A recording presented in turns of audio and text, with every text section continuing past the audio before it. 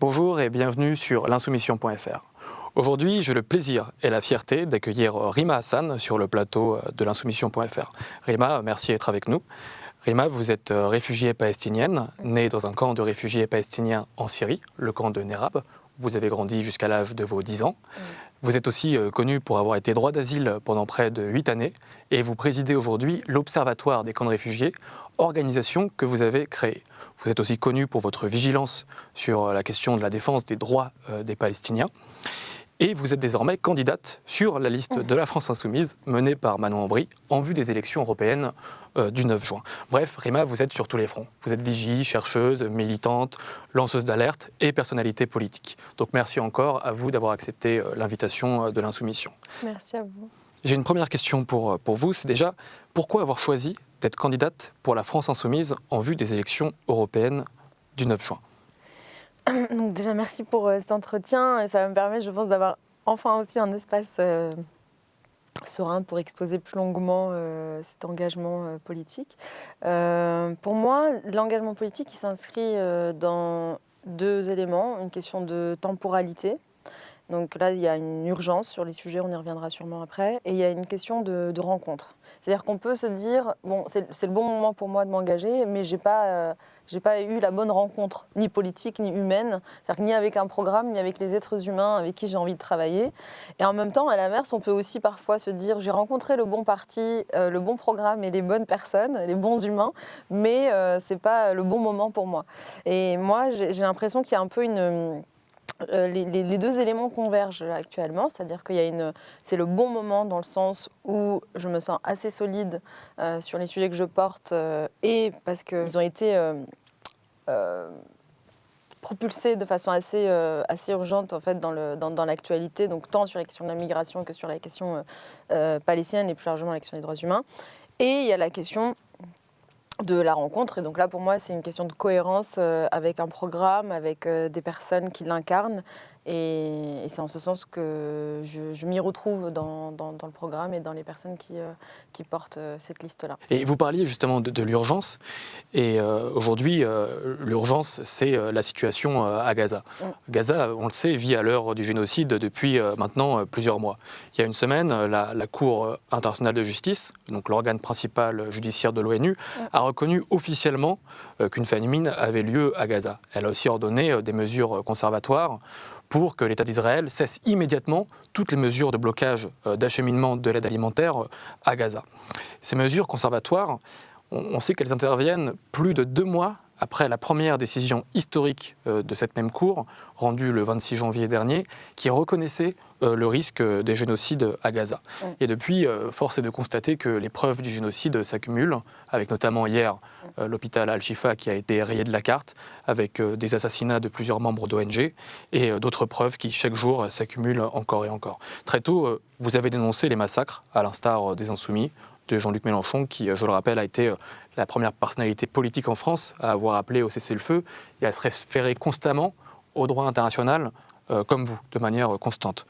Et ma question, c'est aujourd'hui, pour vous, quels sont les moyens de pression pour que cessent les massacres de masse organisés par Benyamin Netanyahou à Gaza ? Ce que je veux dire d'abord, c'est que cette convention-là, c'est important de le dire, c'est la convention pour la prévention du génocide et la répression du génocide. Et c'est un élément très très important parce qu'on le voit bien dans les discours politiques ambiants, on a le sentiment qu'il faille attendre de caractériser, de qualifier le génocide pour pouvoir le nommer et le réprimer. Or, cette convention-là, elle contraint les États signataires à s'engager pour prévenir aussi le génocide. Et effectivement, c'est tout l'objet de cette ordonnance qui a été rendue. Ce n'est pas une décision sur le fond, c'est une ordonnance. C'était précisément une décision qui a été rendue pour empêcher l'arrivée d'un génocide. Et donc, pour en arriver à ce raisonnement, la Cour a dû reconnaître un risque réel imminent et donc aussi l'intention génocidaire. Et c'est vrai qu'il y a un manque de courage de nombreux partis, personnalités politiques. Et en ce sens, la France Insoumise a été très solide depuis le début et elle l'est encore. Et a surtout une boussole qui est celle du droit. Et c'est en ce sens que je voulais rappeler la dimension de prévention dans cette convention.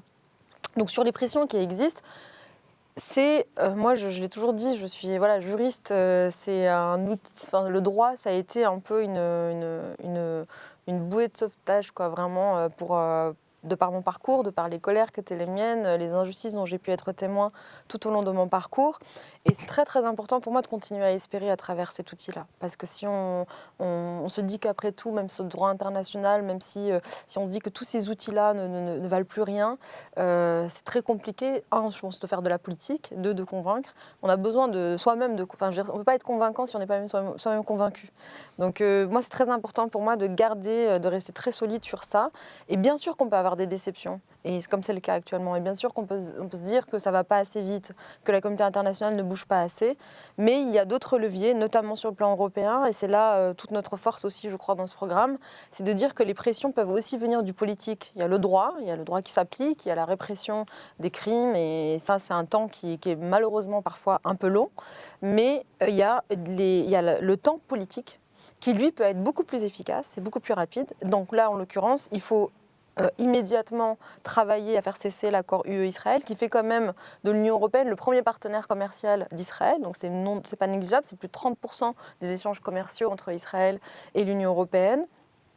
Il y a la nécessité de sanctionner diplomatiquement et économiquement. Donc là, c'est les États qui peuvent aussi prendre des mesures à titre personnel en dehors de cet accord UE-Israël. Donc les États peuvent aussi, à titre personnel, vraiment prendre des sanctions à l'égard d'Israël, sur le plan diplomatique et sur le plan économique. Et il y a aussi la question des embargos. L'embargo qu'il faut décréter sur les armes, c'est une demande qui est faite par les plus grandes ONG internationales. Donc c'est même pas une question de posture politique. Il faut du courage politique pour le demander. Oui. Mais c'est aussi une demande qui est faite par les plus grosses ONG internationales qui l'ont fait quand ils ont vu qu'Israël était à la dérive dans cette offensive. Et donc voilà, c'est à minima ces premières sanctions qu'il faut prendre pour isoler Israël. Je pense qu'Israël, on a un modèle antérieur, c'est celui de l'Afrique du Sud. On a réussi à se débarrasser de l'Afrique du Sud ségrégationniste avec ces pressions en arrivant à isoler cette politique-là. Et je pense qu'Israël, il faut l'isoler dans sa politique coloniale, dans sa politique d'occupation, dans sa politique génocidaire, et puis arriver à terme à la dernière mesure qu'on porte sur ce sujet, qui est la reconnaissance de l'État palestinien.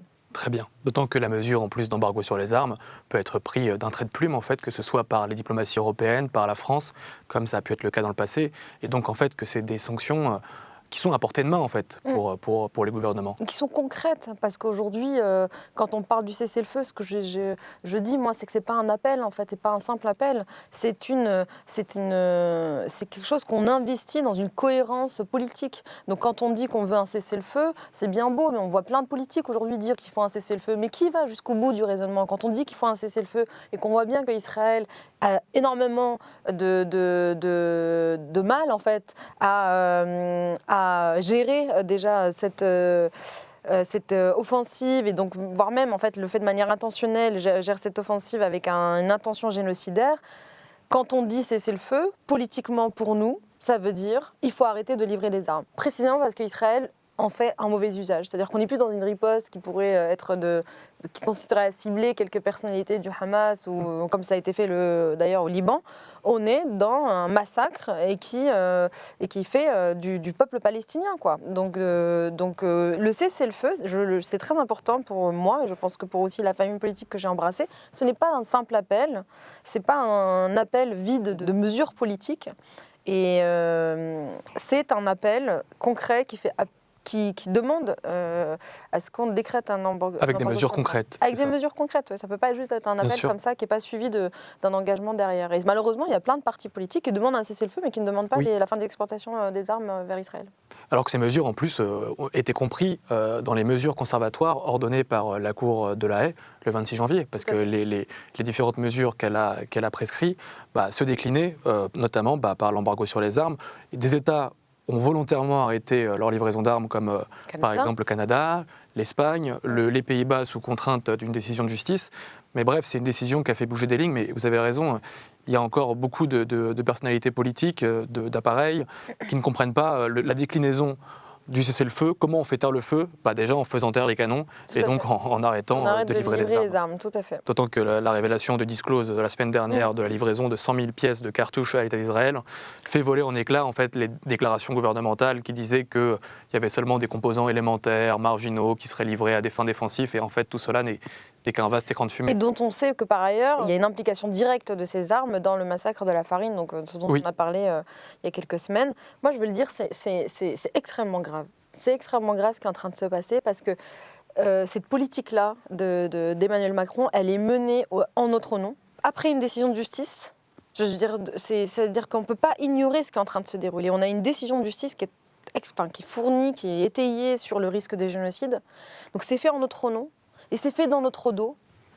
Et c'est extrêmement grave. Je pense qu'il y a une mobilisation à avoir sur ce sujet, comme vous le disiez très bien, sur la question de la déclinaison du cessez-le-feu. Il faut faire émerger ce sujet de l'armement et des exportations d'armes vers Israël, et notamment de l'implication de la France sur ce sujet.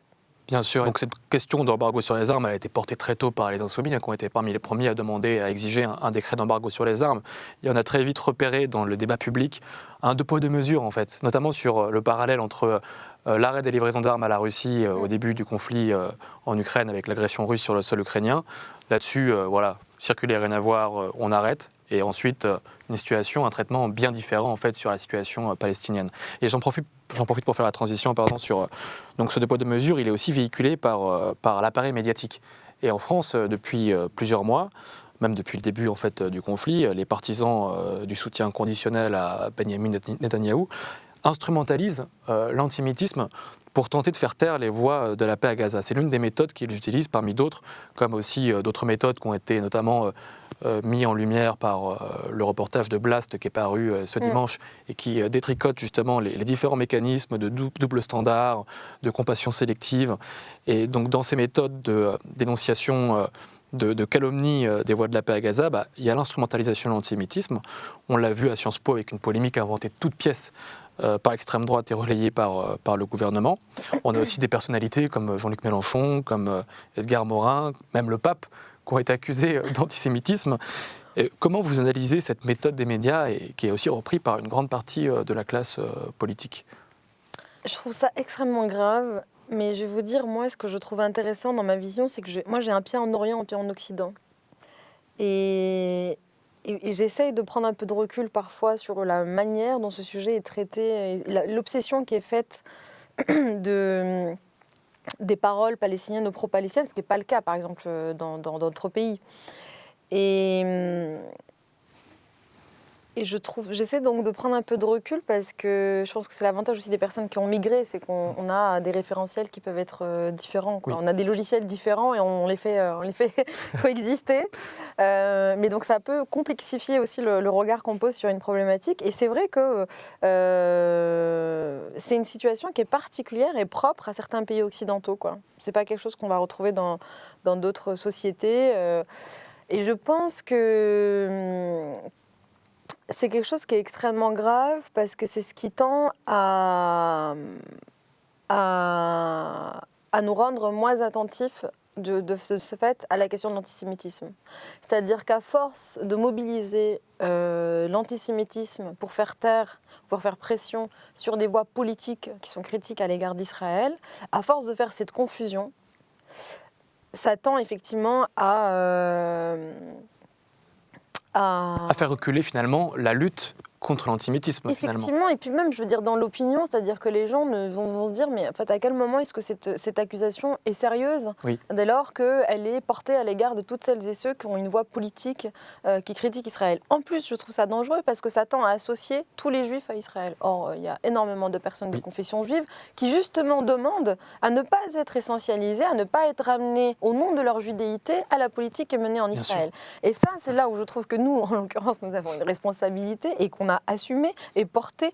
Moi, je me souviens avoir très vite, dès après le 7 octobre, avoir posté du contenu en ce sens, en disant aux personnes qui me suivaient, attention, dans les mobilisations comme dans vos prises de parole, vous ne devez pas essentialiser les personnes de confession juive à Israël. De même que vous ne pouvez pas essentialiser les Israéliens en tant que citoyens au régime israélien. Parce qu'il y a en Israël des gens que nous devons soutenir en responsabilité. Si nous voulons être des voix de la paix, de la justice, nous devons chercher les alliés où qu'ils soient et nous ne devons pas rejeter les gens pour ce qu'ils sont. On doit rejeter des politiques ou des personnes pour ce qu'elles font, mais jamais pour ce qu'elles sont.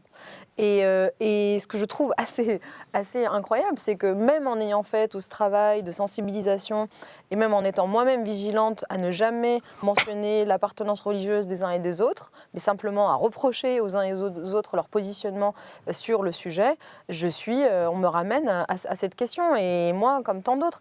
Et je pense que c'est très dangereux. C'est très dangereux pour ce qui fait aussi la beauté de la France, quoi. On est un pays qui est laïque, où notre appartenance religieuse ne devrait pas être un sujet. Et c'est-à-dire que voilà, on doit débattre et on doit pouvoir se confronter sur nos idées. Mais moi, je ne veux pas qu'on me dise que je pense ça parce que je serais potentiellement musulmane ou je ne sais quoi. Et moi, jamais j'encourage qui que ce soit à associer l'appartenance religieuse de l'un ou de l'autre à son propos politique ou à son engagement politique. Et je trouve que c'est extrêmement dangereux. Et puis en plus, ça tend effectivement à porter atteinte à ce qui nous unit aussi en France. C'est-à-dire... on doit s'unir sur cette liberté d'expression sans être d'accord, et puis on doit pouvoir s'affronter, et puis parfois de manière brutale ou virulente, et puis ça fait partie du débat. Mais par contre, on ne doit jamais empiéter sur le fait que nous avons tous notre place dans cette société, quelle que soit notre confession, quelles que soient nos origines, quels que soient nos parcours et la complexité de nos identités, quoi. Voilà, avec la possibilité pour chacun d'être en liberté de critiquer une doctrine politique, celle de l'État israélien, sans tomber dans l'injure systématique. Et pardon, je vais être longue, mais là où je reviens aussi à ma boussole juridique, mais moi je l'ai toujours dit aussi, c'est-à-dire que l'antisémitisme est un délit qu'il faut condamner dès lors que le sujet se pose, en tout cas dès lors qu'il y a un juge pour qualifier ce délit. Et donc je remarque que ces accusations ne sont jamais suivies d'un dépôt de plainte ou d'une procédure quelconque, et que par ailleurs personne au sein de la France insoumise n'a fait l'objet ni d'une poursuite ni d'une condamnation. Donc c'est important aussi de se référer, quoi, à ces boussoles, et on a un état de droit qui marche, Oui. qui pourrait marcher davantage sur d'autres sujets, mais en tout cas auquel on peut se référer, et c'est important de se rappeler que c'est un délit, et qu'un délit fait l'objet d'une condamnation, fait l'objet d'une décision de justice. Ça ne peut pas être utilisé pour jeter en pâture des personnes qui ont une parole politique. Pour être un instrument politique. Et c'est d'ailleurs quelque chose qui gagnerait à être mis davantage dans le débat public, parce que bien souvent, on oublie cet élément que vous avez rappelé, qui est essentiel, à savoir qu'il n'y a pas de poursuite. Donc c'est bien la preuve, encore une fois, que c'est utilisé comme instrument politique pour tenter de calomnier, de diffamer, de salir des voies de la paix. Avec derrière, en plus, un racisme crasse, un racisme que les Insoumis, Jean-Luc Mélenchon, qualifient d'inversé. C'est-à-dire qu'on dit ceux-là sont des antisémites car ils veulent plaire aux quartiers populaires, aux musulmans. Et donc ils induisent que ces quartiers populaires, ces musulmans, seraient de fait par nature antisémites. C'est la logique, le raisonnement en fait qu'utilisent finalement ces tenants. C'est l'antisémitisme couscous, là. Ils n'avaient pas utilisé ce terme. À un moment donné, je crois que c'était Arnaud, je ne sais plus, qui l'avait utilisé sur un plateau télé. Si, ça avait été, oui, je me rappelle. C'était ce terme-là. Ouais, c'était sorti. Où c'était pour dire qu'en gros, voilà, les antisémites aujourd'hui, ce sont les personnes d'origine maghrébine ou musulmane, qui viennent des quartiers, etc. C'est ça. Et c'est vrai qu'il y a ce racisme en plus qui est derrière ce genre de propos est extrêmement grave. Mais on a une double mission, je trouve, pour nous, c'est d'être en alerte et en rempart face à l'antisémitisme. Et on doit aussi protéger et être en rempart face à ce racisme aussi décomplexé. Oui. Et moi, c'est pour finir, mais aujourd'hui, c'est marrant qu'on en parle, parce que ce matin, je me suis levée et je regardais, comme je fais souvent le matin pendant mon café, l'actualité, et je tombe sur un tweet d'une personnalité qui dit Le nouvel antisémitisme, c'est ça, c'est appeler, dire des Arabes qui vivent en Israël que ce sont des Palestiniens, et donc présupposer que les Juifs seraient des colons. Il y avait un raisonnement qui consistait à dire, en fait, simplement, on est antisémite aujourd'hui si on nomme les Palestiniens Palestiniens. Et moi, à un moment donné, je me suis dit, mais on en est là. C'est ça, on en est là, grave. c'est Ouais. extrêmement grave, quoi. Et j'en profite pour faire la transition avec ma deuxième question qui portait justement sur les campagnes d'injures systématiques à l'encontre des voix de la paix. Parce que depuis l'annonce de votre arrivée sur la liste LFI, on le voit dans vos passages médias, il y a quand même une tentative régulière de ceux qui vous interrogent. Bon, pas ici à l'Insoumission, vu que c'est un cadre différent, mais dans plusieurs passages médias, voilà, on voit bien qu'il y a une tentative quasi systématique de dénaturer vos propos, de la calomnier par des commentaires fielleux médiatiques.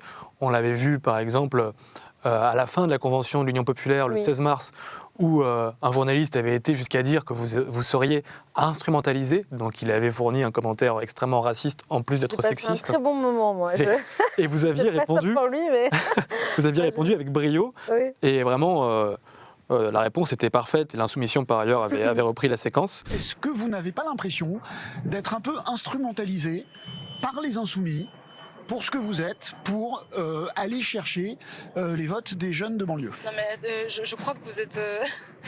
Pardon, mais votre question, elle est un tout petit peu déplacée. Je suis une femme mature, je crois savoir ce que je fais dans ma vie. J'ai fait beaucoup de choses dans ma vie. J'ai fondé une organisation, j'ai travaillé près de 8 ans en tant que juriste, spécialisée en droit d'asile. J'ai travaillé sur plusieurs programmes sur les questions des droits de l'homme. Donc quand je prends une décision, je crois que je sais ce que je fais. Et je crois surtout que j'ai conscience quand je suis instrumentalisée ou quand à l'inverse, on me donne un vrai pouvoir d'agir. Et c'est ça le sujet. Aujourd'hui, quel est le parti qui donne une réelle flexibilité, agilité pour agir politiquement sur le sujet palestinien, mais plus largement sur le sujet des droits humains? C'est la France Insoumise. Et donc je suis très honorée qu'on me donne cette place. Je suis à l'inverse très honorée. Et ma question, c'était l'analyse déjà de cette campagne d'injures systématiques, mais vous avez répondu à l'instant parce que tout est imbriqué finalement. Ces injures, dans ces injures systématiques, il y a bien sûr la question antisémitisme qui revient régulièrement. Mais est-ce que vous subissiez des campagnes de diffamation, d'injures de la même intensité avant de rejoindre la liste de la France Insoumise? Parce que nous, en tout cas les Insoumis, ont subi une intensité d'attaques médiatiques et politiques inédite depuis le 7 octobre et l'appel au cessez-le-feu et à la référence au droit international.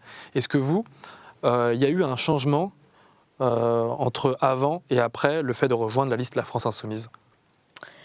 Alors moi, ça a été crescendo, c'est-à-dire que moi, j'avais commencé les plateaux télé sur le sujet palestinien en février-mars 2023. Donc, et quand j'ai commencé à être médiatisée sur le sujet, je sentais quand même arriver sur les réseaux sociaux des pressions, des intimidations. Voilà. Et ensuite, il y a eu effectivement le 7 octobre. Et là, il y a eu menaces de mort, de viol. Il y en a eu même un peu avant, d'ailleurs. C'était, je crois que sur les derniers plateaux télé que j'ai fait sur C'est ce soir, où j'avais vraiment parlé un peu avec les tripes, quoi, et en me réclamant du droit au retour. Et là, j'ai eu un niveau de pression qui a été plus important. Et ensuite, à partir du 7 octobre, oui, enfin, je veux dire, bien sûr, il y a une voix qui devient un peu inaudible, quoi. Et je crois que c'est le lot de toutes celles et ceux qui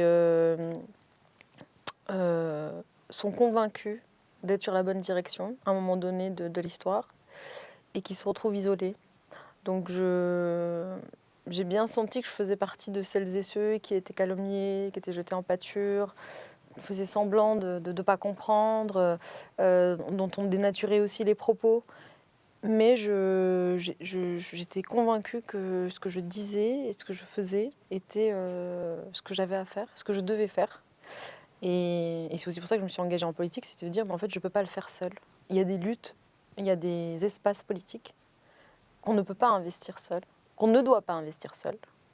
Et il faut avoir l'humilité de se dire, je suis une toute petite chose, en fait, dans un combat qui doit mobiliser, qui doit rassembler, qu'on doit incarner à plusieurs, et qui doit vraiment grandir, quoi. Et qui est plus grand que soi, d'ailleurs. Moi, je pense qu'il y a des luttes comme ça qui sont plus grandes que nous.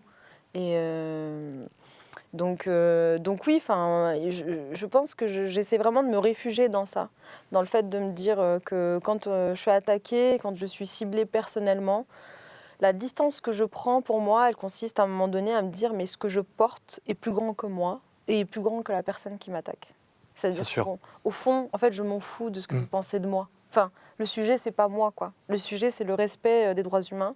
Le sujet, c'est que ces Palestiniens, ce peuple, finissent par enfin embrasser le b.a.-ba des droits fondamentaux, c'est-à-dire avoir un État et embrasser une indépendance dont ils se réclament quand même depuis 100 ans. Et le sujet, c'est pas moi. C'est-à-dire que vous pouvez attaquer Rima Hassan autant que vous voulez. Tant qu'on avance sur la lutte, c'est l'essentiel, quoi. Bien sûr. Puis sans compter qu'il y a la famille politique et donc l'imbrication avec une organisation qui fait que chacun joue un rôle pour justement la défense de ces droits du peuple palestinien. Et sans compter que les instances de droit international donnent raison en fait à cette famille politique. Toutes les décisions de l'ONU, toutes les résolutions de l'ONU. Donc c'est quelque chose qui, je pense, conforte en fait dans le combat que vous menez. Oui, et puis je crois que de toute façon, il faut se faire à l'idée que le courage isole. Le courage politique, le courage, à un moment donné, il faut accepter que ce courage-là nous isole. Qu'on perd, pour ma part, avant d'être engagée, c'est un courage qui m'a valu de perdre des opportunités professionnelles, des contrats, dans mes activités, quoi. Et donc, je crois qu'il faut rester très solide sur ça et avoir conscience que de toute façon, il y a des moments dans la vie, le courage nécessite d'être un peu isolé. Et je crois que de toute façon, quand on ne porte pas quelque chose de courageux, on n'est pas attaqué, quoi. Je crois qu'être autant attaqué, c'est aussi signe de quelque chose. C'est-à-dire qu'on vient quand même bousculer quelque chose. Il faut se raccrocher aussi à ça et au fait que, voilà, dans l'histoire, toutes les personnes qui, à un moment donné, ont porté des causes, ont décidé d'embrasser un virage, dans un chaos, dans un espace médiatique, politique et chaotique. Ont été ciblés. Ont été isolés, ont été très seuls. Sans compter que c'est un isolement en somme toute relatif, parce que quand on réfléchit en fait à la situation française, ce climat particulier médiatique et politique, vous l'avez dit tout à l'heure, c'est une situation quand même particulière si on prend en compte les autres pays européens, même d'autres États occidentaux. L'Allemagne, c'est pire. L'Allemagne, c'est pire. Et dans d'autres, il y a quand même ce niveau d'intensité de guerre médiatique en France. Il a atteint un sommet qui est assez important. Et l'isolement, par exemple, des Insoumis dès le 7 octobre qui ont appelé au cessez-le-feu, c'était un isolement seulement au regard de la classe politique et médiatique, donc qui s'est alignée comme un seul homme sur le soutien inconditionnel à Netanyahou, mais qui, dans la population ensuite, a montré en fait, non un isolement, mais une sorte d'aura, une sorte de soutien quand même, de par les manifestations, de par les mobilisations qui ont eu lieu.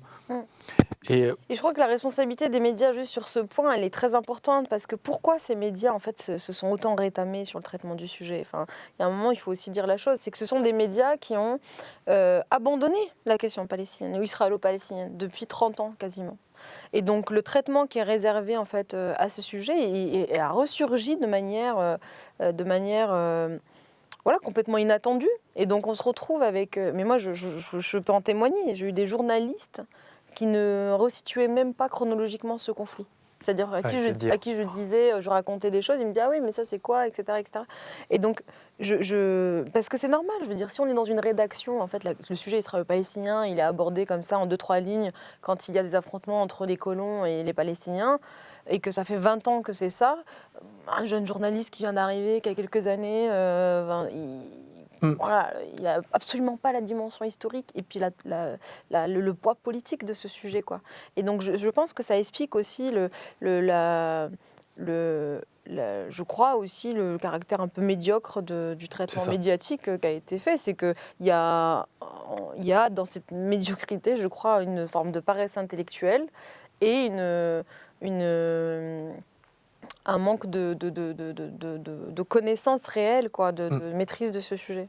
Bah, ça s'est vu, en tout cas, c'est clair. C'est très caricatural, quoi. Voilà, c'est caricatural. Et on a l'impression que... on est caricaturé, on a l'impression qu'en fait, il ne s'est rien passé avant le 7 octobre. C'est-à-dire que l'une des tactiques du camp médiatique, c'est considérer que tout commence le 7 octobre, et donc c'est mettre de côté tout le contexte du conflit depuis 1948. Et pire, moi j'ai entendu un correspondant de Libé dire que Gaza était un territoire libéré. Enfin, que ce n'était pas un territoire occupé, alors qu'on a des décisions de la Cour internationale de justice, un avis de 2004, on a le positionnement diplomatique de la France, les résolutions des Nations Unies qui rappellent que c'est un territoire occupé, et qu'il est occupé militairement par Israël, et que les Palestiniens n'ont aucun moyen de sortir de ce territoire depuis l'élection du Hamas.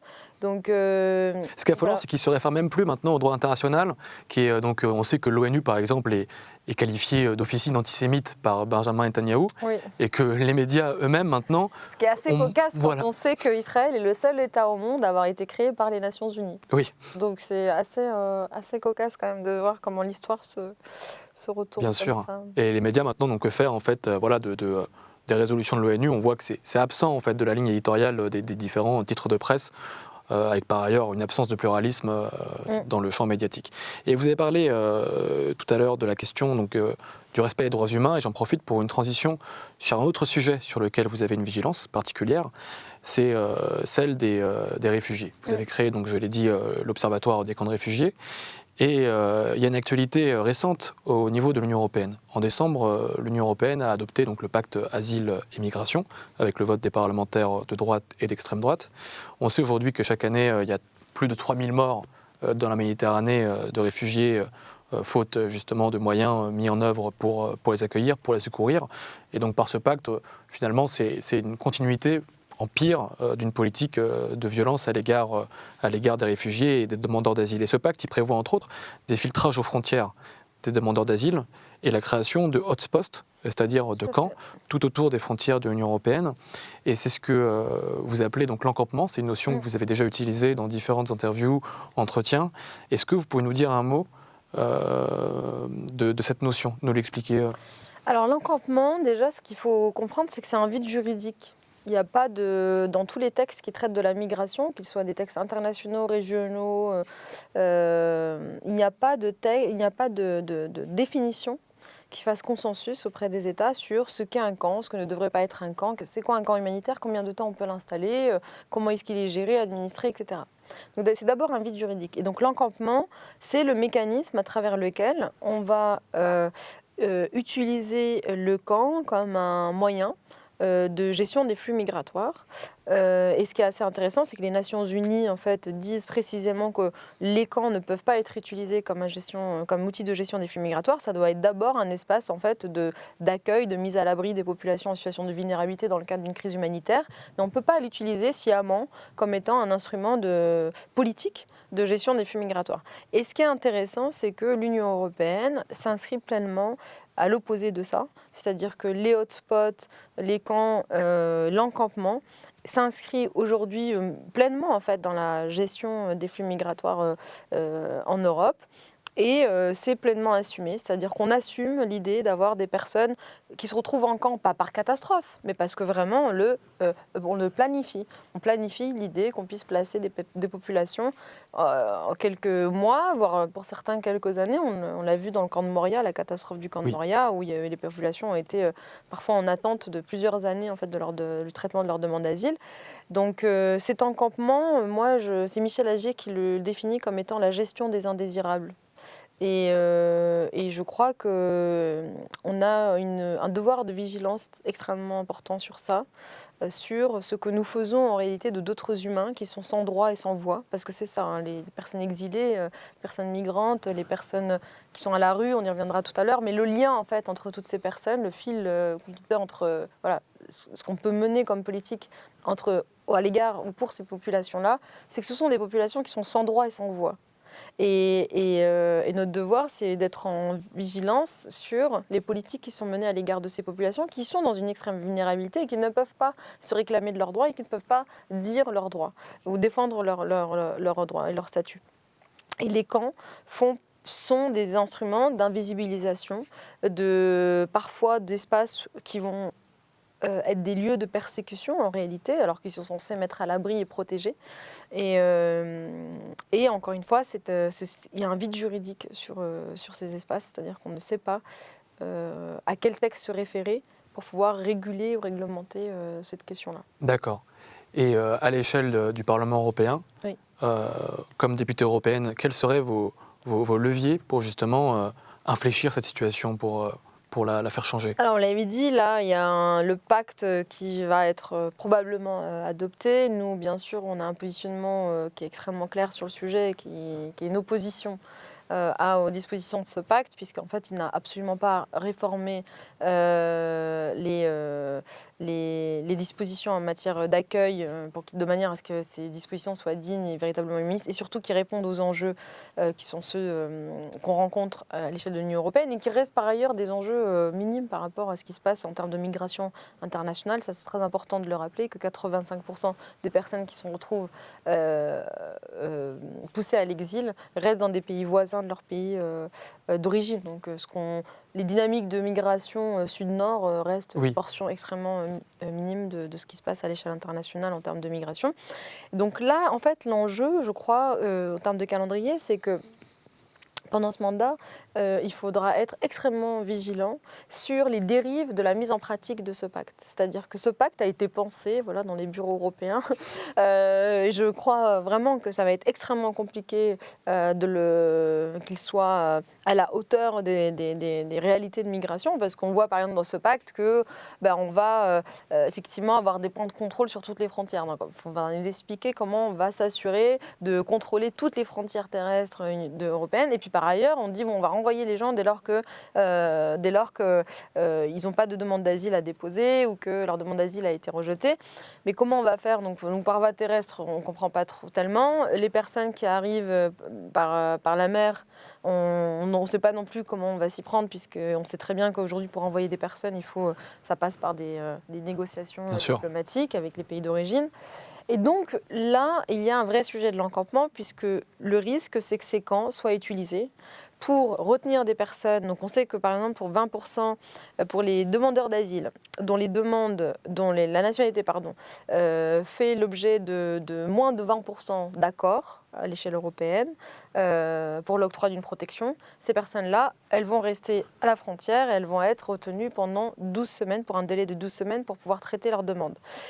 Il y a donc cette utilisation qui va être faite des camps, et puis après il y a vraiment la mise en camp de populations en attendant de pouvoir les renvoyer, des personnes déboutées, des dublinés. Enfin, je veux dire, voilà. Donc, je crois que le rôle vraiment du député là à ce moment-là, c'est d'être véritablement en veille, de documenter les dérives qui peuvent s'opérer, et ensuite de proposer des mesures très concrètes pour protéger les populations. Parce que même quand on est demandeur d'asile débouté de sa demande, on a des droits, et on a des droits fondamentaux qui doivent être respectés, et on ne peut pas de manière arbitraire être retenu des mois, voire des années dans des espaces sur lesquels par ailleurs nous n'avons aucun moyen de contrôle, qui ne sont pas réglementés. Donc moi je rêve, si vous voulez, ça c'est un idéal, j'aimerais que ce qu'on appelle ces hotspots, ces camps, soient véritablement définis et qui puissent donc limiter la politique et les dérives des États en la matière. C'est-à-dire qu'on ne puisse pas retrouver des situations comme celle de Moria. On s'est retrouvé avec un camp où on a accueilli beaucoup plus de personnes que ce qu'on pouvait initialement accueillir. On n'avait aucun moyen de contrôle, de pression, de sanction à l'égard de la Grèce pour cette politique-là. Et par ailleurs, même les députés européens, pour certains, ont été empêchés de visiter ces camps. Oui. Donc pour moi, il faut absolument encadrer, donc il faut surveiller les dérives de la mise en place de ce pacte, parce qu'il va y en avoir beaucoup, je crois, peut-être tant il est éloigné en fait des réalités de terrain. Et par ailleurs, il faut encadrer ce mécanisme qui est celui. Oui, parce que le flou permet en fait finalement d'avoir des conditions de détention, des conditions mais complètement terribles, abusives, et en plus, j'imagine, totalement en illégalité vis-à-vis des dispositions de la Charte des droits fondamentaux de l'Union européenne. C'est-à-dire qu'il y a quand même un carcan, un corpus de textes qui quand même garantissent certains droits fondamentaux. Oui. Et donc ces camps les bafouent complètement dans leur... Je dis depuis un moment, nous ne sommes pas dans une crise de migration, nous sommes dans une crise de l'accueil. Oui. Et donc l'image et la manière dont se matérialise cette crise de l'accueil, pour moi, c'est ces camps, quoi. Et donc ça fait partie des éléments sur lesquels j'ai très à cœur de travailler, précisément parce que ce pacte risque de planifier davantage cette mise en camp de populations exilées. Donc au-delà du narratif qui va à l'opposé de ce que nous on veut défendre, c'est-à-dire que ça ne répond pas à une exigence de l'accueil digne, humaniste, mais par ailleurs il y a un vrai risque de violation des droits fondamentaux des personnes concernées, et ça si on porte les fondations de l'Europe, on ne peut pas l'accepter, sûr. on ne peut pas se résigner à en arriver là sur notre continent, quoi. Et j'en profite pour faire la transition avec une autre thématique qui vous tient à cœur, parce qu'il y a un lien entre les différents combats que vous portez, c'est en fait la lutte contre l'enfermement, ce qui sépare les êtres humains, ce qui les discrimine. Donc il y a aussi le lien avec d'autres indésirables qui sont les sans-abri. Et en mai 2022, vous disiez dans un entretien que vous vouliez être la voix de ces indésirables. On sait qu'en France, cette question, elle est prégnante, elle est là. Pourquoi ? Parce qu'on a 330 000 sans-abri qui sont victimes d'une gestion au thermomètre par les politiques gouvernementales. Donc simplement en parler un peu en hiver, calmer les tensions, ouvrir quelques places d'hébergement, puis placer le sujet sous le tapis et attendre, alors que finalement on sait que cette situation aboutit à des morts, des centaines de morts chaque année en hiver, comme en été, parce qu'on croit souvent que l'été, il y a moins de victimes du sans-abrisme, mais si, elles sont là et elles sont des victimes de l'inaction politique. Et comment on peut agir pour mettre fin à cette situation ? Quel levier aussi on peut activer pour y remédier ? Moi, tout d'abord, je veux dire que c'est un sujet qui me meut beaucoup. Parce que je crois que dans mon parcours d'exilé, j'ai une sensibilité à l'errance. Donc l'errance, c'est pas juste le fait de se déplacer d'un lieu à un autre, c'est ce que ça comprend d'abandon de soi, de renonciation aussi. C'est-à-dire que quand on part de quelque part, quand on se retrouve sans rien, qu'on finisse à la rue, qu'on finisse dans un autre pays, on est vraiment à nu, quoi. On est à nu. Je crois que l'exil, cette errance, que ça soit celle d'une personne qui finit par se retrouver à la rue ou d'un exilé qui se retrouve déraciné, loin de sa famille, loin de tous ses repères, tous les deux sont à poil, quoi. C'est ça. Et ils sont devant une société qui les exclut de fait. Qui est dure. C'est une société qui est dure, qui est violente aussi dans les exigences qu'elle impose aux citoyens. C'est-à-dire que c'est vraiment il faut... si on ne rentre pas dans la machine, on est vite broyé, quoi. Et broyé par aussi l'indifférence. Et moi, c'est un sujet qui me meut énormément. Parce qu'en plus, je me sens terriblement impuissante. C'est-à-dire que je pense que comme beaucoup de citoyens, on regarde ces gens et on se dit, mais peut-être que dans d'autres circonstances, on aurait pu prendre un café avec eux. Mais là, cette société nous fracture tellement, de par nos classes, de par nos modes de vie, de par nos situations, que ces gens sont là et en même temps, on n'est pas avec eux, ils ne sont pas avec nous, quoi. Donc il y a un sujet qui est très urgent. Enfin, pour moi, c'est un sujet qui est urgent parce qu'il y a aujourd'hui en Europe près d'1 million de personnes qui sont à la rue, qu'on n'a jamais pensé une politique commune sur ce sujet, c'est-à-dire qu'effectivement, ça relevait toujours un peu de la politique des États. Or, on voit bien que ces indésirables sont tout sauf une priorité.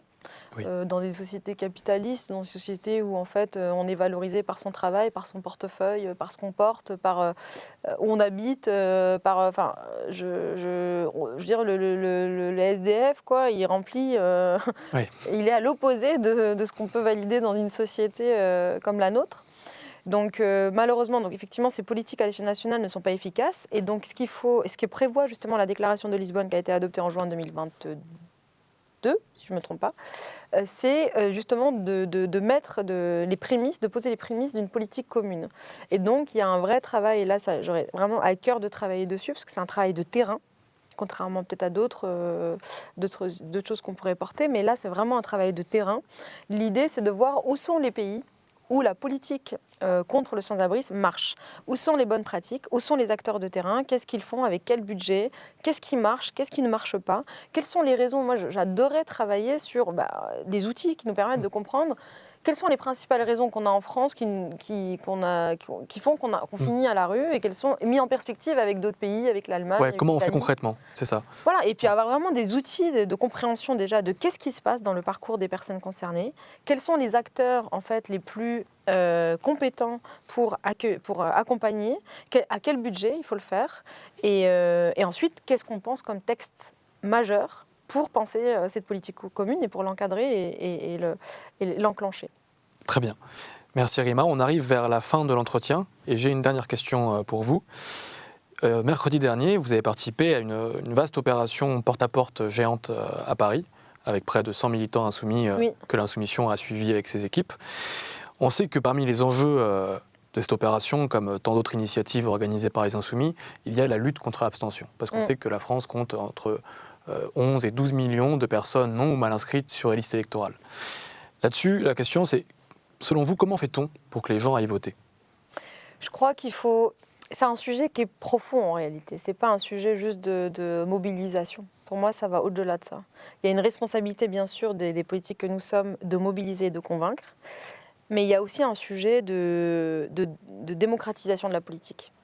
Pour moi, il y a un vrai sujet là-dessus. C'est-à-dire que on doit, et c'est là où la liste qui est portée par LFI et les initiatives qui sont prises par LFI sont beaucoup plus en avance que sur d'autres partis, c'est-à-dire de faire émerger des voix de la société civile, de penser qu'en fait la politique c'est le souci de tout le monde, quoi. Ça appartient pas à des personnes qui sont simplement militantes ou engagées dans un parti donné. C'est de dire mais en fait dans la société il y a des voix qui émergent et nous en tant que parti nous sommes parfaitement capables et suffisamment agiles et flexibles pour pouvoir les intégrer dans notre famille politique à tout moment. Et je crois qu'il y a un vrai enjeu de démocratisation de la politique parce que il y a dans les personnes qui s'abstiennent de voter une souffrance dans le fait qu'elles ne sont peut-être pas assez représentées. Que ce soit pour leur parcours, pour aussi leur classe sociale.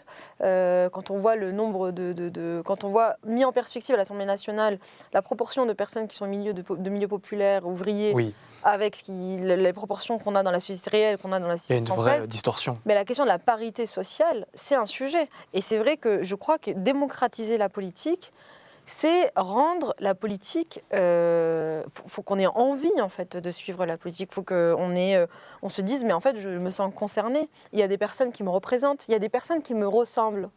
Et je crois que là, on a une double responsabilité. C'est de pas juste parler pour les autres, mais de s'assurer qu'ils parlent avec nous. Et en plus, on a effectivement un vrai rôle sur la mobilisation, c'est-à-dire de faire comprendre aux gens en quoi leur vote est utile pour eux, pas pour nous. Parce que je crois qu'il y a des personnes qui disent oh, on vient me chercher, on veut que je vote pour eux, voilà. Mais en fait, l'idée pour nous, c'est de leur dire mais en fait, c'est vous qu'on défend. Et cette défiance aussi grandissante qui est exprimée à l'égard du politique, elle doit nous alerter. On doit essayer au maximum, et je crois que c'est ce qu'on fait, et on doit continuer de le faire, de comprendre ce qu'il y a derrière ces colères. Et parce que quand il y a cette colère-là, malheureusement, elle est essentiellement récupérée par l'extrême droite en premier. Et donc notre responsabilité, c'est de parler aussi à ces colères, de les transformer en réel engagement politique, mais qui soit un engagement de fond, et on arrive à convaincre effectivement les personnes de l'utilité de leur vote pour eux, au nom de ce que nous pourrait faire de plus pour toutes les personnes qu'on défend, mais aussi de les faire participer. Bien sûr, ouais. D'où les mots d'ordre finalement des Insoumis, le 9 juin, voter pour la paix, concrètement, et aussi voter pour transformer vos conditions matérielles d'existence, c'est-à-dire en votant, vous pouvez changer votre vie, changer finalement votre quotidien, et le slogan qui le résume, c'est « Donnez-nous la force de tout changer ». Et donc ça incarne finalement, voilà, ce que vous dites, c'est l'abstention finalement nourrit déjà des personnes qui ont exercé le pouvoir et qui ont créé cette résignation qui aujourd'hui est quelque chose qui continue à alimenter les politiques menées par les gouvernements successifs. Est-ce que vous avez un dernier mot pour conclure cet entretien, Rima Hassan ? Oui, moi je veux dire aux gens qui nous regardent, parce que c'est vrai qu'on a pu se poser la question de pourquoi je me suis engagée en politique et pourquoi je suis allée me rajouter des soucis. Et moi, ce que je veux dire, même si on est dans une période où il est compliqué d'espérer, de dire que le politique peut quelque chose. Le politique peut encore quelque chose. Et moi, j'en suis convaincue. Je pense qu'on est dans une société où les forces sont complémentaires. C'est-à-dire que il y a les forces dans la société civile, il y a des mobilisations. Et puis moi, je viens de cette société civile. J'ai beaucoup œuvré dans des organisations, dans des associations. Mais je veux dire aux personnes qui nous écoutent que le politique peut réellement quelque chose. Et c'est une question de dynamique, de mobilisation et de force qu'on peut incarner individuellement, mais surtout collectivement. Et le politique a cette force-là de faire d'un combat une vision collective et qui peut vraiment, avec une dynamique, mobiliser des millions de personnes et voire même aussi les faire espérer, quoi. Et il y a peu d'espace, je crois, où on peut sentir cette responsabilité, parce que c'est une responsabilité énorme. Moi, à la Convention, j'ai vu énormément de personnes, c'est une première pour moi. J'ai vu des personnes qui me parlaient vraiment avec ce souci d'espérer, quoi, avec cette espérance qu'ils transfèrent vraiment sur nous, sur le politique. Et c'est une énorme responsabilité. On se dit, voilà, faut C'est ça, des gens comptent sur nous pour tout changer, Exactement. pour rebattre les cartes. Exactement. Donc voilà, je veux juste dire que le politique peut quelque chose et on le fera en responsabilité. Très bien. Merci beaucoup, Merci. Rima Hassan. J'invite chacun qui nous regarde à s'abonner, bien sûr, sur les réseaux de l'Insoumission pour revisionner cet entretien. Compte Twitter, Telegram, Instagram. Merci à tous et encore merci, Rima, pour avoir accepté notre invitation.